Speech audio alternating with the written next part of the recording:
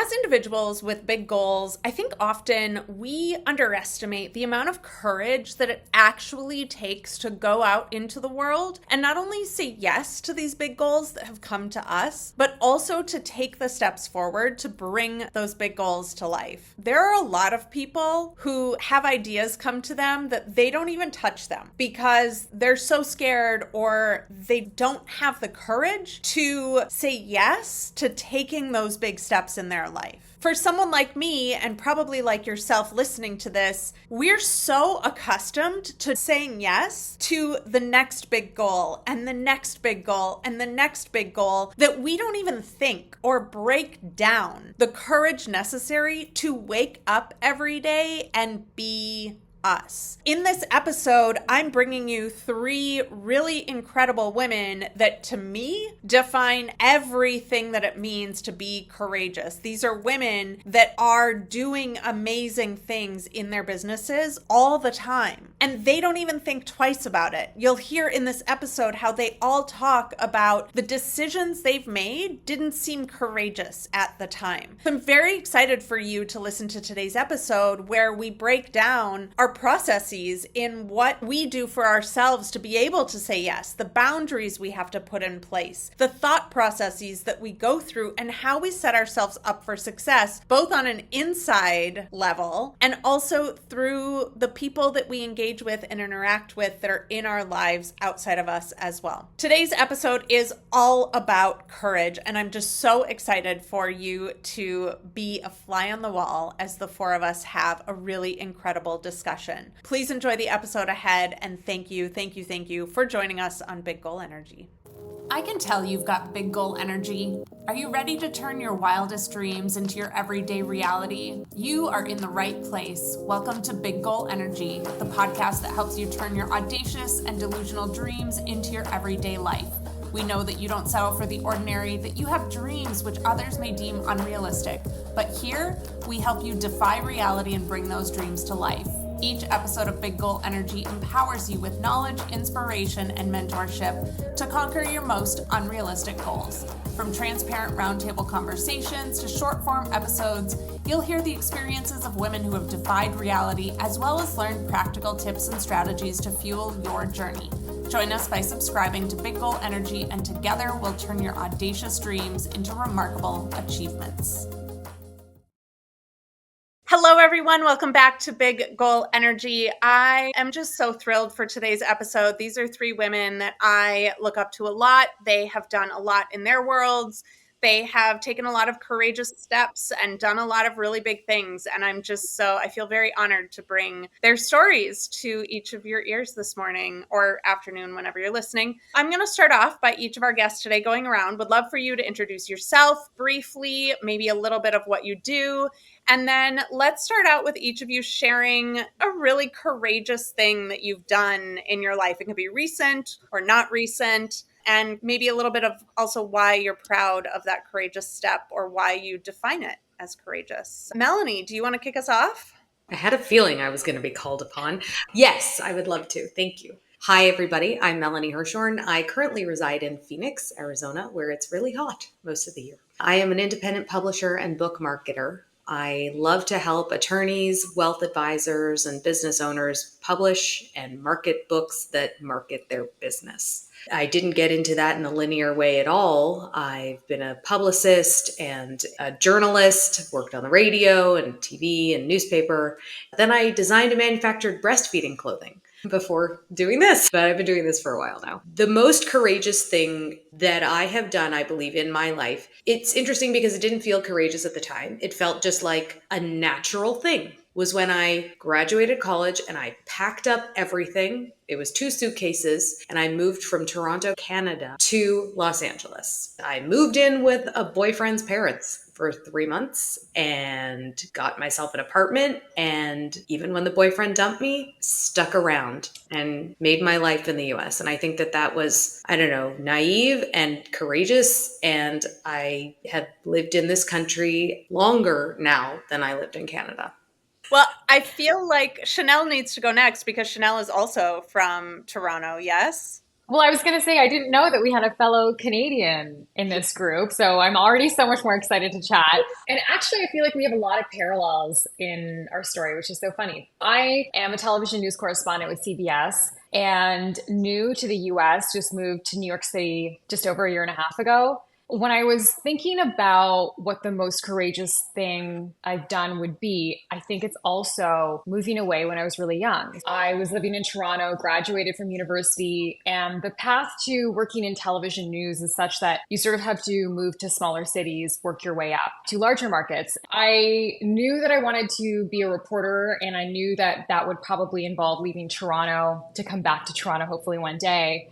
I was applying to a million jobs. I was like, I'll go anywhere. I'm young. It'll be fine. And the first job offer I got to be an on-air reporter was at a small station in Regina, Saskatchewan. I don't know how many people who are listening to Bree's podcast will know exactly where that is, but it's very far from Toronto and obviously culturally so different. But, a lot of parallels in the story in that when I was leaving Toronto, it just didn't seem like a big deal. It seemed like the natural thing to do. I knew I had to do it, and it didn't feel that scary. Life is strange, and I ended up meeting my husband there, and now we've been together for so long, and often he'll be like, that was crazy that you were so young, you didn't know anyone in this random city in Canada in a pretty small rural area, and that you just left and you just figured it out. And I was like, yeah, it felt like the right thing to do. When I reflect on that moment now, I think that it sort of set into motion every other step in my career, because nothing could be as challenging and difficult as that very first step. And then I think once you realize that, I have the ability to create community around me wherever I am. I have the ability to learn new things and,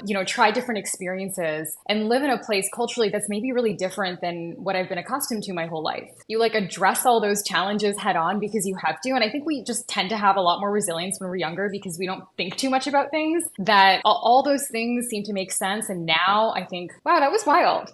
Good for you, young Shanelle. You did that. I love that. Kea.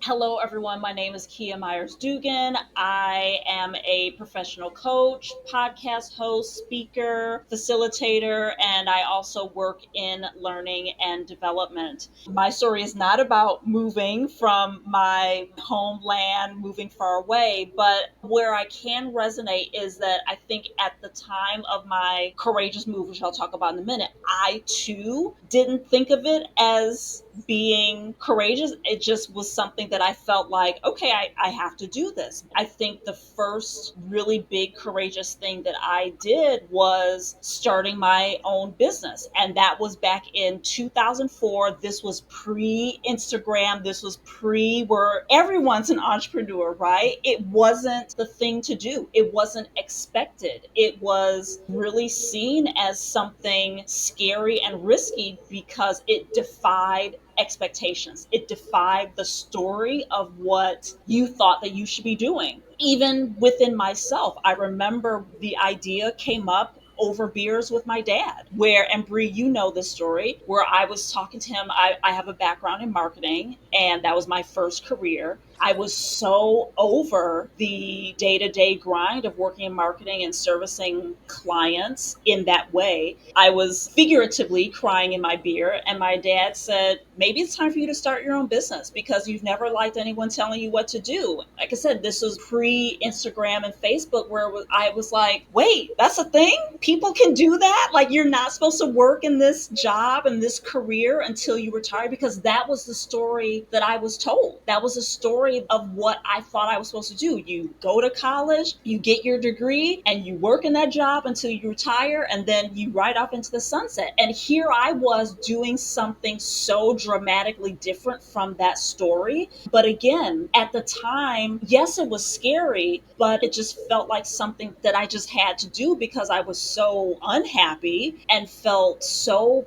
purposeless in that role that I had, that it just was like, well, why wouldn't I do this? I was young, and like you were saying, Shanelle, was just like, I'm resilient. Why not? I have time to recover from this. When I'm looking back, that is what I feel was the first really big courageous thing that I did.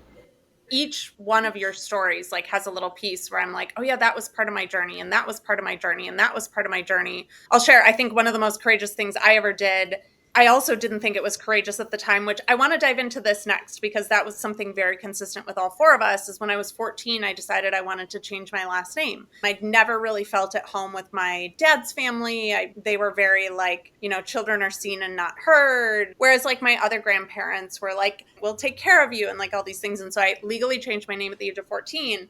A huge part of it was like claiming my identity. It didn't feel courageous at the time because it felt like it was who I was. And then the blowback that was interesting was my grandparents disowned me at the age of 14. I want to dive in a little bit too about like how people around you have perceived your courage and things like that. But let's start with, why do you all think these courageous moves that we take don't feel courageous at the time, but then when we look back on them later in hindsight, we define them as courageous?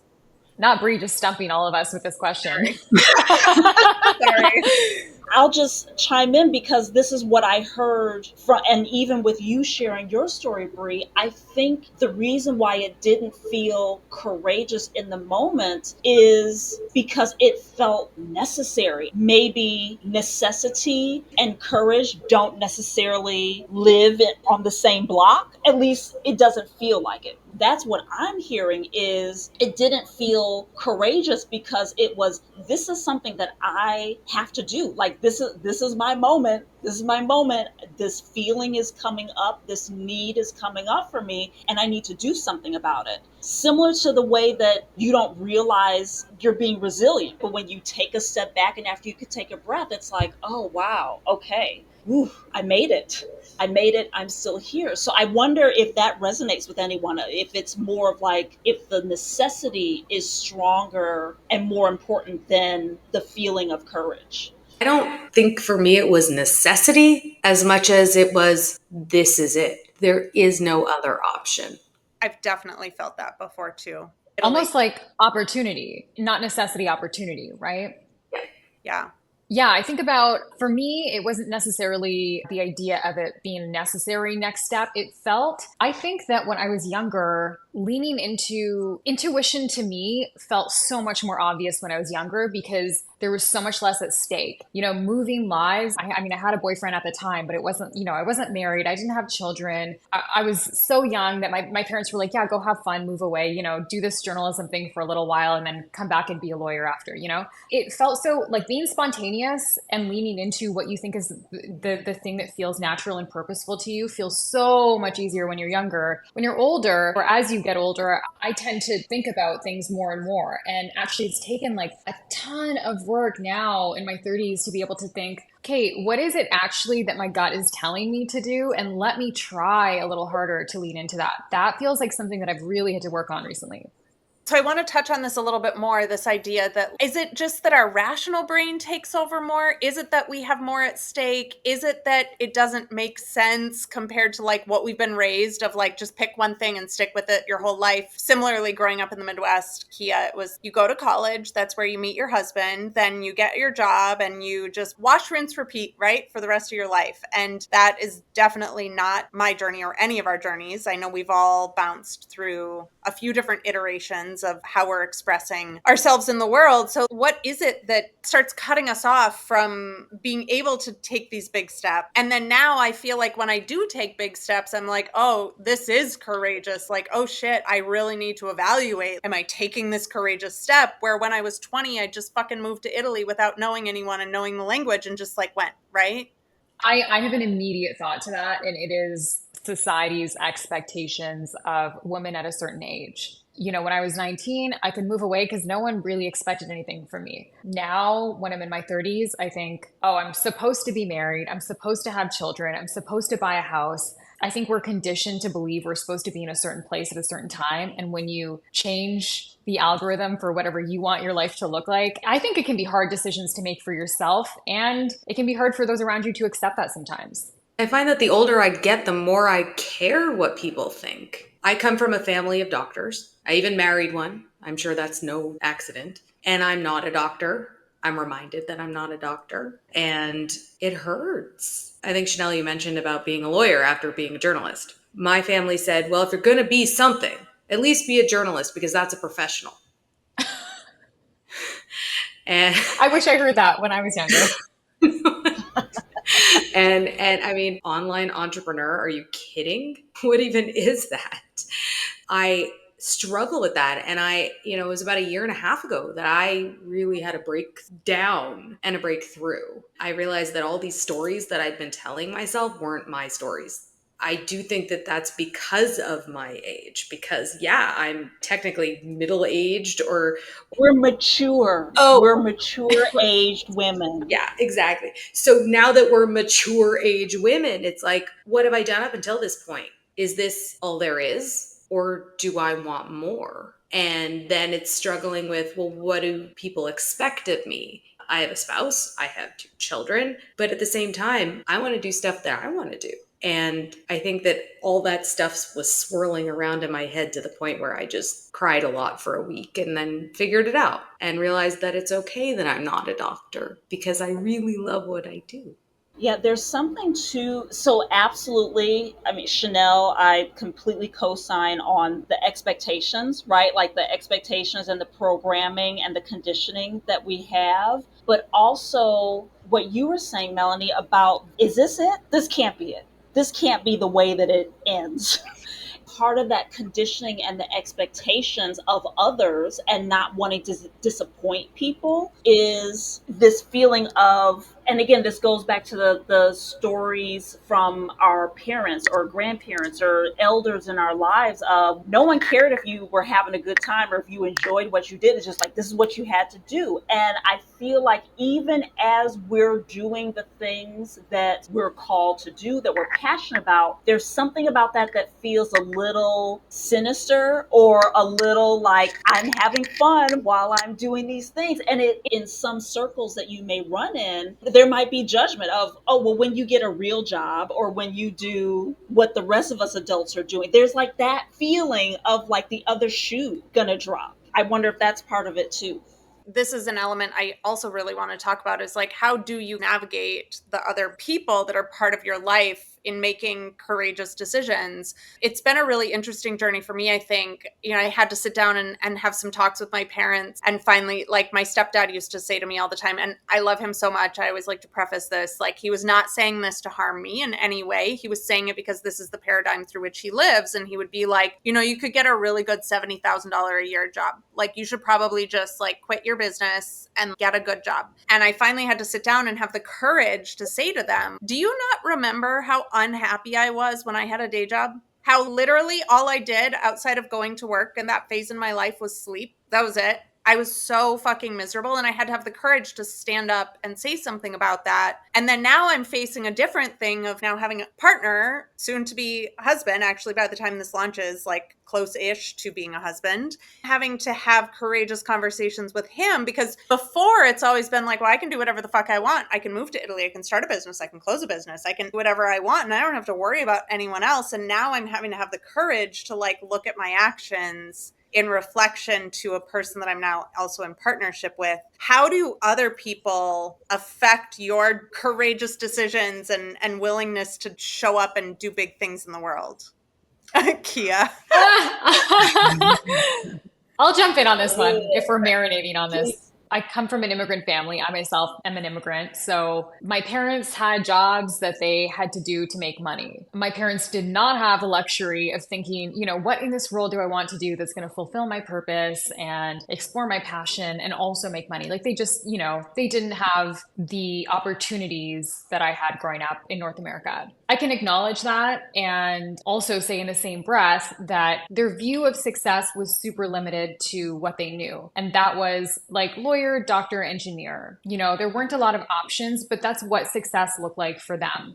I decided to go in such a different direction because I felt my passion was something else. They've lived a very different life and they're just not able to think about things the way that we are.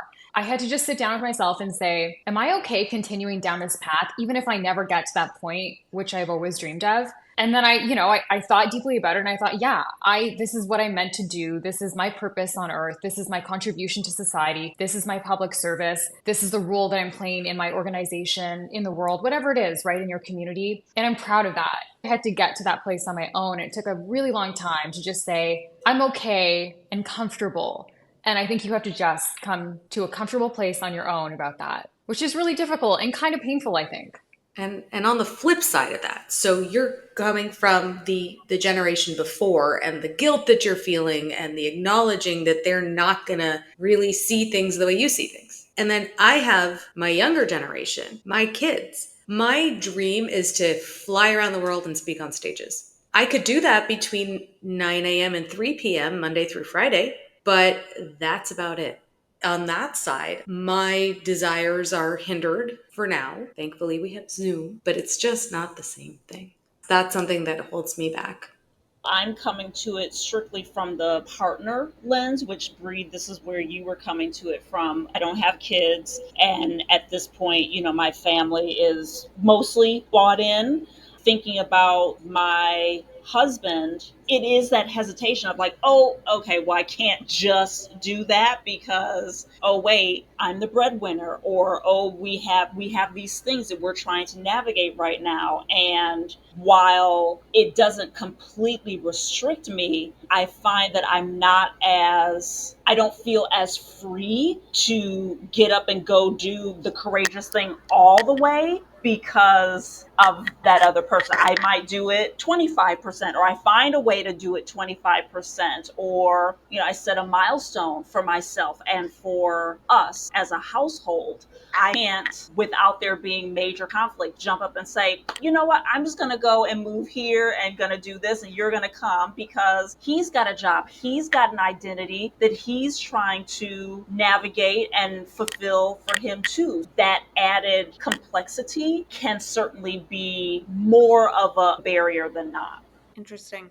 I wanted to talk about this because I keep having these two thoughts. So on the one hand, yes, we have these people who are not allowing us to, go off in the wind like we want to, but we're happy to have them in our lives. So it's that delicate balance of life. Nobody's saying we don't want our families around. We love our families. But then there's also that piece of me that keeps wondering, I wonder what it would be like if I were the male in my relationship. Because I know that when my husband decides to go somewhere, he just says, hey, can I go here for that weekend? And I look at the calendar and I say, yep, looks clear. But if I want to go somewhere, I'm having to find 8 different versions of myself to replace all the things that I do on a daily basis in this household. So I wonder if, all 4 of us were men or males, and what this conversation would be like.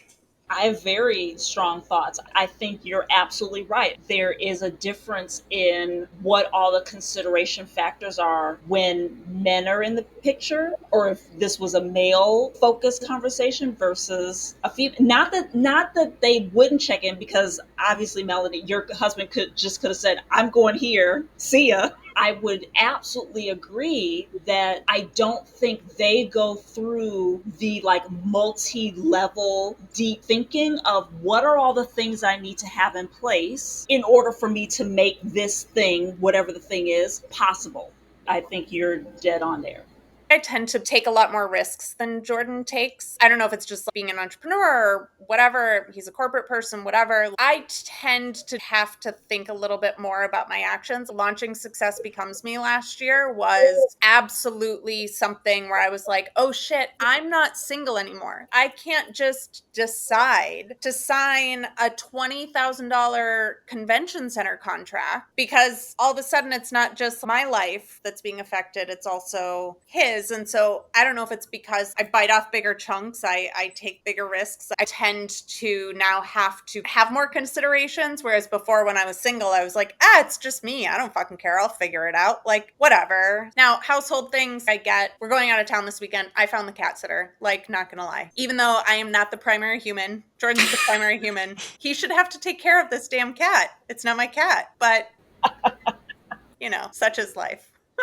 But to your point, Brie, I do think that, and I wonder whether you all have felt this way, but I also think there's data points to support this. I think that women who work, especially in creative industries where you're a little bit unexpected and demanding in different ways, where it's not just 9 to 5, tend to still want to give, or in some cases are expected to give to all the other people in their lives as well, on top of that professional role that they're already playing in the workplace. As a daughter, a wife, a sister, friend, it probably comes from a good place for all of us, right? Where you want to give to everyone in those situations, but you only have so much in your cup.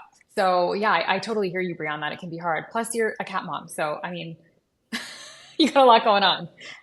And a husky mom. I do think in general, boundaries are absolutely part of courage. It takes courage to step up and be like, cool, you want to go out of town that weekend? Here's the 15 things you need to figure out before it happens. Or, courage for me to talk to my stepdad and be like, you're never again allowed to say those words to me. That is a conversation that is off the plate, period, from now forevermore. To your point, Shanelle, boundaries are absolutely a huge part of showing up courageously in our lives and our businesses.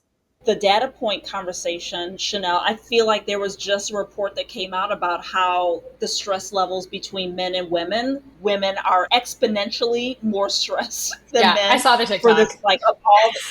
Okay, so all the things, the multi layers of thinking that we're doing, but then also the boundary setting and how it does take a lot of courage to raise your hand and ask for what you need. There are Yes. lots of data points, lots of studies. In fact, there's a great book by, she's a psychiatrist, Pooja. Her last name is escaping me, but she wrote a really beautiful book called Real Self-Care, Prioritizing Real Self-Care, where she walks people, in particular women, walks them through the boundary setting and being able to identify and ask for what you need, because this is a place where we as a gender tend to fall down a lot because we're expected and programmed to care for and think about everyone else first before ourselves. And so it does take a lot of courage to break that conditioning and do something a little different and unconventional.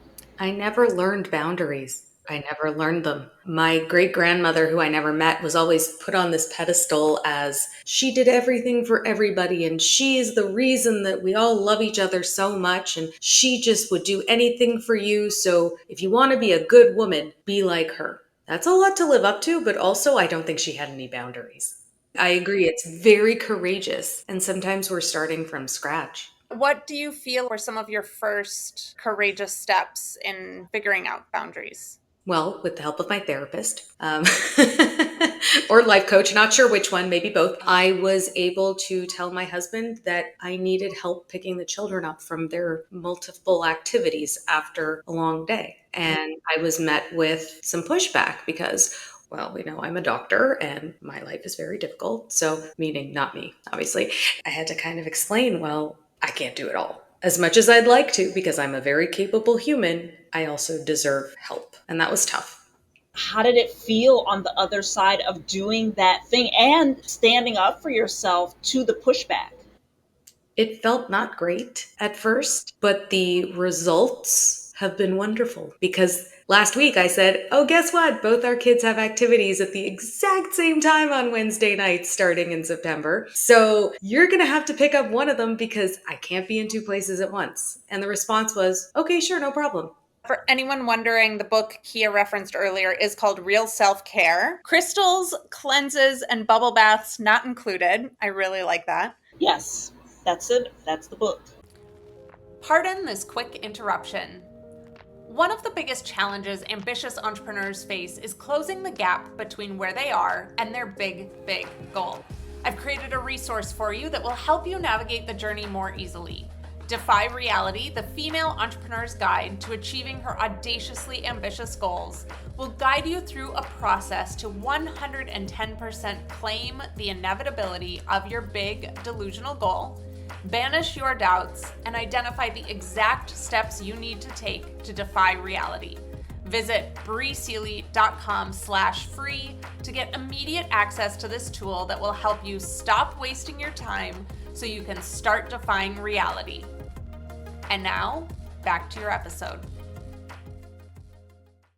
What is something courageous that you're working on? I recently joined something called the Newswomen's Club of New York, which is a local group of women who work in journalism in New York, as the name suggests, of course.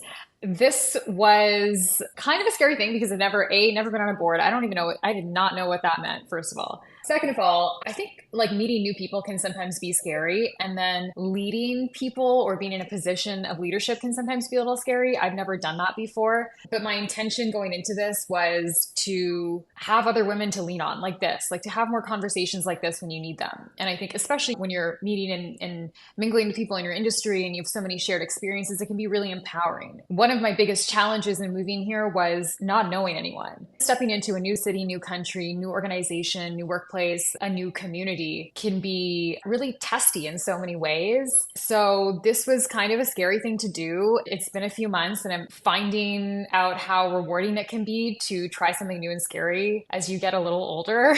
And it becomes easier to just stay home and watch a movie. And instead, when you have to plan something, you actually have to show up. It's a whole other thing, right? I am working on relaunching my podcast, but it's being relaunched for some very hard, courageous reasons, if you will. And it's also being launched in a climate that doesn't want me to be my own person, that doesn't want me to have my own identity. And so that feels scary. And also the cost of regret of not doing it because of those potential consequences and blowback is high. It's too high for me to not take this step. So that's something that's brewing for me behind the scenes. It's a little cryptic, but I think I followed. I don't think she can say. I know. I'm like, yeah, there's not a lot that I can say about this, but we'll talk about it when we stop recording. I know what it is. But yes. Well, what I love is that you're doing it anyway. Mm-hmm. That's really what matters. So even if I don't understand, yay.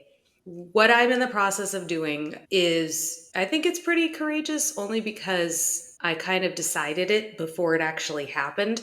So I published my own book and then I decided that I was going to be a publisher. As one does.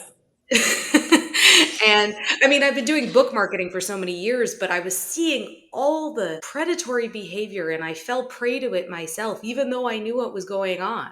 I sort of one day announced to myself that I'm a publisher, and then I started saying it out loud. It was really, really scary. And now I'm in the process of a rebrand so that what I do matches the name of my business. And I'm so excited, but I'm also a little bit nervous about everything just working out how it's supposed to work out. I heard all three of you say that you're taking these next courageous steps, but that there was either resistance or fear or pushback or whatever. What is your process to embark on a new courageous project? Or what's your process of convincing yourself? Shanelle, when you said like leaving the house, I was like, I don't understand what that means. Like, what is this leaving the house thing that you speak of? Like, I will convince myself all day, every day that I don't need to leave my house. That's just what my brain does. What is the process for you all venturing out into these unknown territories, saying yes to bigger things, seeing the pushback and having the fear and doing it anyways? A couple of things. First of all, the beauty of surviving your 20s is accepting rejection, almost like embracing rejection in a way. And I think almost every scary thing or challenging thing that you do has some possibility of rejection, where you're like, should I just stay home? No one's going to like me. Am I going to really make friends there? You know what I mean? It can be something so small or something huge, like you're relaunching a podcast, In that sense, being comfortable with rejection has taken a lot of time to get here. That's what pushes me through. But also, I think bigger picture, because it's what we want. I want to have community. I want to have friends to lean on here. And so I need to leave the house to go do those things. Both of the things, Melanie and Kea, you mentioned, in order for that goal to be accomplished, you have to put in the work. As creatives, we all understand you have to put in the 1% every day to get to where you need to get to. One of my friends, when I was single, told me that in order for me to meet my person, that I was going to have to leave the house at some point. And I told him to fuck off because I wasn't interested in that. I was like, can you just come knock on the door? Like, isn't that just how it works? I find that talking to materialize. Yeah, right? They'll just materialize. I find that talking to myself sometimes out loud and saying, no, that's not right. That's just a story you're telling yourself. That happened to me a couple weeks ago. I was on LinkedIn and I found this woman. I was like, oh, I would really love to connect with her. And then I said in my head, oh, she's not going to want to connect with me. And then I said out loud, but wait, how do I know that? That's just a story I made up. Accepting and acknowledging that imposter syndrome is something that every human suffers from, whether they talk about it or not, and then getting past it or through it or around it has helped me. I can't believe it's been so long and imposter syndrome has only just come up 43 minutes into this conversation. It's like I the think that's a underbelly of good this sign. entire conversation has been that we just haven't said the word. Yeah.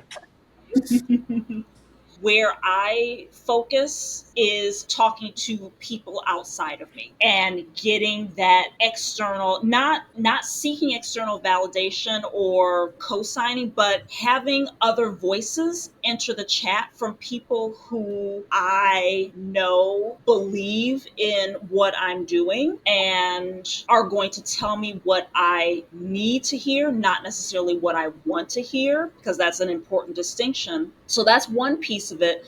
The second piece, and it kind of goes to what I was saying when describing what the thing was, is what is my why behind this? Why am I putting myself in this risky position? What's the benefit to me? And what's the benefit to others? And what's the cost to me and to others if I don't do this thing? So there is the inner conversation and like asking those hard questions, but then it's also the external conversations with those people who are your fans and supporters and can help you see, because sometimes people know us better than we know ourselves or are willing to admit, and so those people can help pull back the green curtain, if you will, to what's real about you. One of the things you just said that I think is such an important perspective to look at, and I try to do this, I don't know if you guys have seen this, but oftentimes when we take a courageous step, there's so much conversation around like, oh, well, what is the risk associated with taking that step? And it's such a common conversation is like, oh, well, if you do that thing, it's super risky. What's going to happen? The thing we forget to look at, which Kea, you beautifully illustrated, was there's also risks with not taking that step and not doing that courageous thing. Too often when we're assessing the next steps for ourselves, we look at the risk with the next step, but we forget to look at the risk with not taking the step. And for me, that's been such a huge conversation is if I don't do this, what are the risks associated with that? I was just writing a new opt-in this weekend for all of our lovely listeners. A lot of it was talking about the cost of loss and then also the cost of stagnation if you stay where you are without going after those really big, audacious goals that we all have. I somehow think this comes back to gender stereotypes again. I don't know if you all have encountered this, but I think many women in many workplaces are supposed to feel grateful for everything. And you don't want to ask for too much. And God, I cannot tell you how many years went by of me thinking, just work hard and someone will notice. Just keep doing the work, someone will notice. Put your head down, do a good job. And it's not like I stopped doing a good job. I just started asking for the things that I felt that I deserved. And you don't get every single one. But to your point, Brie, it's like if you're not asking, then you're missing out from this whole part of workplace culture that I think maybe just comes naturally to men sometimes. And we can do a bit more work in that field. If you don't ask, the answer is always no. Totally. That's right. That's right. Well, we are nearing the end of our episode. Let's wrap up a little bit. If our listeners are either in the midst of or getting ready to take a courageous step, what do you feel like is one thing that helps you or that you could gift to someone in the midst of making a big, courageous decision in their lives? Picture yourself in a year from now after the decision. So a year after that decision, what amazing things are you experiencing? Those things are possible because you did the scary thing. And I'm telling you this because I did this myself. In addition to what Melanie said, think about what is the cost to you if you don't do the thing. Not the cost to anyone else. What is the cost to you, to your soul, if you do not do this and end up looking back and saying, oh, what if I could have done that? What if I did that? My piece of advice is start with the small stuff. Get organized because so many of us have such big, lofty goals and we should be ambitious about it. But going from here to here can sometimes take a year. So what can you do today, tomorrow, the next week? And sometimes I think just making one big goal into 10 smaller ones will get you there. It'll just make it easier for you mentally. How do you eat an elephant? One bite at a time. Anyone that's been with me long enough knows that that's one of my favorite questions. Thank you all so much. I really appreciate all of your insights on this. One last quick little shout out. Kea's podcast is called Courage Permission Slip. It is already out there. You can already listen to it. You can catch my episode. I don't even know when we recorded it, but at some point, It feels like a million years ago. I know. I feel like I've had 10 lifetimes since then. Maybe we should do a repeat or something. And you can catch Shanelle on the news every morning, although you go on like in the middle of the night, yes?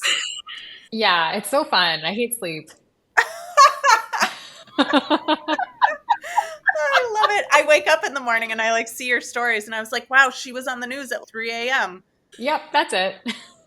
Well, you always look fabulous when you do it. So you have the rest of us. That's half the battle, isn't it? Totally is. Totally is.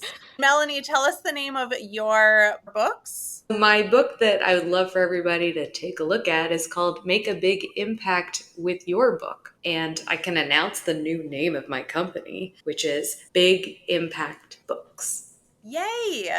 Love that. Love it. Thank you. Very, very cohesively branded. I will say quickly, too, if anyone is looking to take a big leap in their life, my book is called Permission to Leap, and it will guide you through the phases and the processes to help you do big things, take big leaps in the world. Thank you all so much for joining the episode today. Thanks, Bree. Thank you for having us. Thank you for joining us on this episode of Big Goal Energy. We trust that it fueled your ambition and made you feel seen. We are a community of ambitious female entrepreneurs like you. Come join us in the Big Goal Energy community by visiting breesealy.com/community. In the meantime, send your questions for us to cover in the episodes to info@breesealy.com. Together, we'll turn your audacious dreams into remarkable achievements. Cheers to defying reality. See you on the next episode.